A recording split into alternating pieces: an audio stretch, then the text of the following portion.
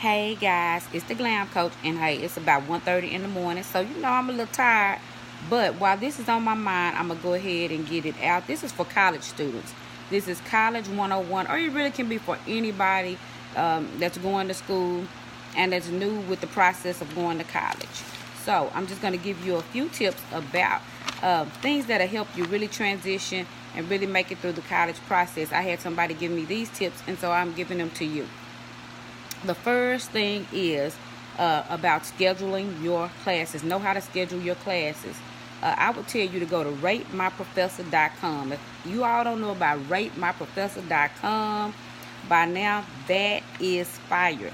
When I tell you ratemyprofessor.com saved me from some things, I'm reading a couple of notes that I wrote so that I won't mess anything up. I'm telling you, it's kind of like the Better Business Bureau or the Angie's List for college students, because you'll get to know what professor is really going to do you right. I'm telling you what I know. I'm catching a little glare from the light downstairs. I'm trying to see what's going on with the glasses on the screen, so forgive me. But it'll tell you a lot about the professors. It'll even tell you about the attitudes. It'll tell you about how they grade, the grading system and grading scales that they use. It'll tell you if they're hard graders, if they're easy graders. Even if they do you 2-page papers, 10-page papers, or 20-page papers. You will know this on Rate My Professor. You'll see smiley faces. You'll see tears. They have all kind of little emojis that let you know this person is fire, hot tamales or whatever. Take this professor, don't. I'm going to tell you what I do know. If it's any way that you can schedule your classes around a great professor, make sure to do so.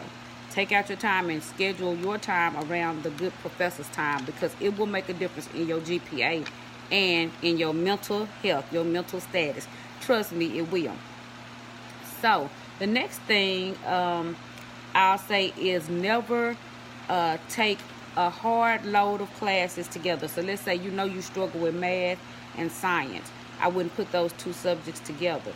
I would go ahead and I would take the math, and let's say you're pretty good at English and it's pretty easy for you. Take the math and then take an English, and then take your electives. Take you maybe 2 electives with that, or 3 electives. Or you want classes that's really easy when you know you're going to have classes that you struggle with. So I'm going to give you an example for me.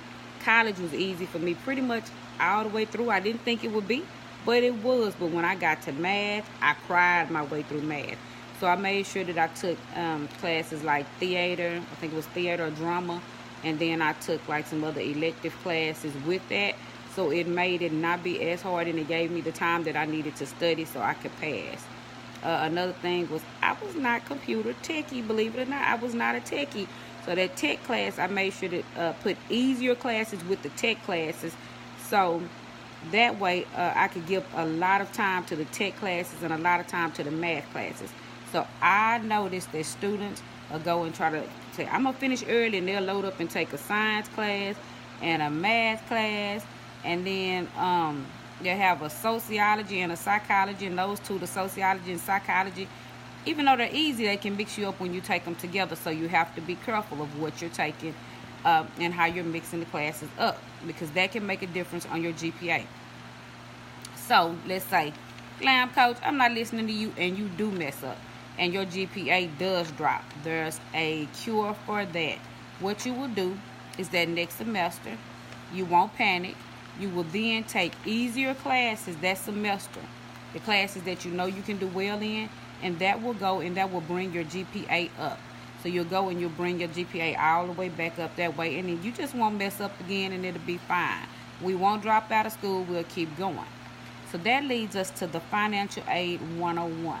So what I want you to know is, if you are a student and you are on financial aid, this is what you need to know, is that if you take that money, the clock starts ticking. If you take that money, the clock starts ticking then.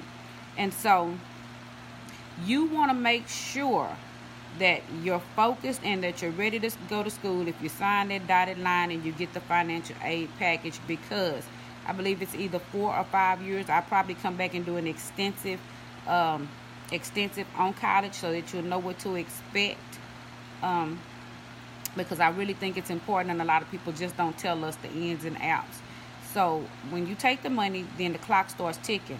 Let's say you go down there and you wild out and you say, hey, I can't do this, or I get pregnant, or anything. If you take a year off, that's a year off of your money. That's a year off of your time. So that will count toward your 4 or 5 years. The clock does not stop ticking because you took time off. The clock will still be ticking. So if you take let's say it's 5 years. If you take 2 years off, and you did 1 year, you got only 2 years left of financial aid. So it's very serious that you know that you want to go to school and that's what you want to do at this time. So take that very seriously before you take the money, because they will not be issuing you out another package. And you know your boy in office, I'm being funny, but you know. So you got to be really careful when you take the money, okay? Because this is money that this is money that you won't have to pay back. But then you need to know about loans. And so I really need to come back and tell you about the difference in secured and unsecured loans, private loans. So when you're going and you're having fun and you're taking that money, all loans are not the same. Make sure before you sign dotted lines that you know what kind of money that you are taking. Because some money, time you finish school, they give you 3 to 6 months, and you have to start paying that money back. Some money is like right after you graduate, you pay it back. Whereas if you have a secured something from the government, those kind of loans, then they'll work with you. You can get, I guess, like they say now, the Obama plan and things like that, where they'll work with you on repayment packages and repayment plans where they won't be so high. But there's other ones, if you take it, you're going to owe it. So know before you go wilding out and getting these funds, these coins, because the coins are fun and they are easy to get, and getting too many credit cards that you will owe that money back when you finish school. So you need to know all of your options, know what you're doing when you go to school. We will go in and we will be, honey, financially savvy. This is for boys and girls I'm talking to, though.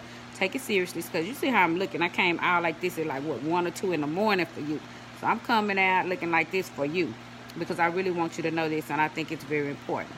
So, XOXO, love you so much. This is the Glam Coach, parents. If you want extensive training on college, or if you want to do planning, vision, I do vision boarding, but it's more like goal setting and planning. If you're interested in any of that, you know how to reach me at www.theglamcoach.com or 1-844-888-GLAM. And so have a great, amazing evening. Bye.